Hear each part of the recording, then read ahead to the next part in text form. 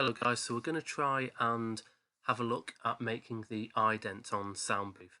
So this section is going to have 3 videos to it. So the first one, very simple, I'm going to show you how to make the ident. The second one is going to be all about the actual music that I've chosen to go in the background. And then the third one will be editing the vocals. Then I'll just wrap it all up by showing you the whole edit together, and then we'll mark them and we'll look at how good they are. Okay, so to start off with, I created an ident, and the first thing I need to do is go to New, and we want a multi-track file.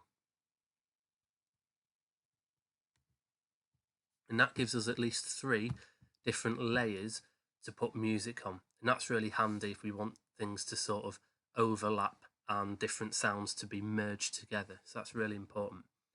So I'm going to go to File, Import. I'm going to import those guitar sounds that I made. So let's have a quick look here.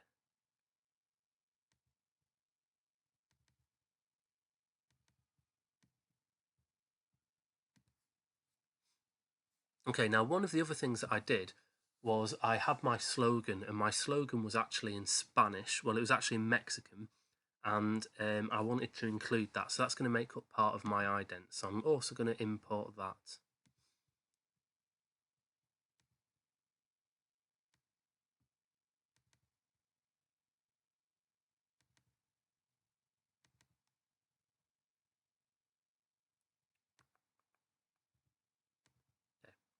And all I did for this, obviously I've paid a few people to do vocals for me. I've got my son, I've done some vocals.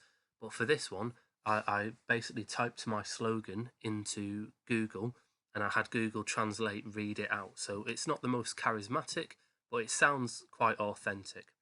So if you're putting a video in, let's imagine you've just recorded on your phone using a video, it'll come up with this screen here. And you can just extract audio, delete that one, and now I'm just left with the audio. And I'm just going to shrink that down to just the bit I want, which is there. So let's have a quick listen to that. Ir a Jose porque barata es cara. And it basically means go to Jose's because buying cheap is expensive, and that's based on a Mexican proverb, so it's all deliberate. There's a lot of connotations and cultural references in there. So I'm going to choose my guitar sound. So I made this on a video, so if you haven't seen that video, by all means just work your way backwards. If you've made one on the computer instead, that's fine. And I'm just going to shrink this down. Now, just as that is, and this is why we need at least more than one layer, because otherwise it would just finish and then go into another soundbite, and we want it to kind of overlap. Now, this isn't going to sound great, but we'll show you how we adjust that in a minute. Ir a Jose porque barata es cara. Okay, so we need, first of all, to lower the volume of this because the peaks are just too loud.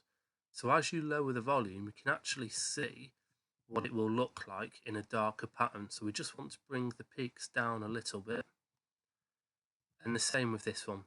This one's just too loud compared to the other vocals that there's going to be. And now we want to bring that a bit further across.